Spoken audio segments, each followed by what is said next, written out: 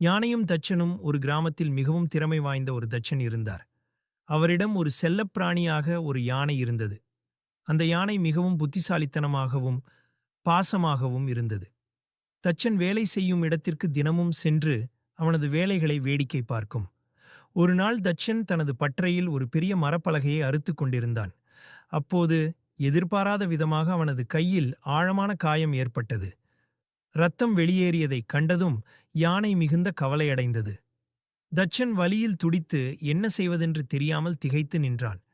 உடனே யானை தனது துதிக்கையால் அருகிலிருந்த மருந்துச் செடிகளை பறித்து மென்று அதை பிசைந்து ஒரு பசை போல் ஆக்கி தச்சனின் காயத்தின் மீது வைத்தது.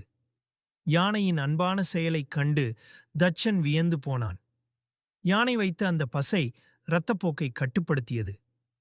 யானை செய்த இந்த உதவிக்கு தச்சன் மிகவும் நெகிழ்ந்து போனான். அன்று முதல் தச்சன் தனது செல்ல யானையை இன்னும் அதிகமாக நேசிக்கத் தொடங்கினான். யானைக்கும் தச்சனுக்கும் இடையிலான பாசம் மேலும் அதிகரித்தது. இந்த கதை நமக்கு என்ன சொல்கிறது என்றால், விலங்குகளுக்கும் மனிதர்களைப் போலவே அன்பு, பாசம் மற்றும் இரக்கம் உண்டு. நாம் அவற்றிடம் அன்பாக இருந்தால் அவை நமக்கு துன்பம் வரும்போது உதவும்.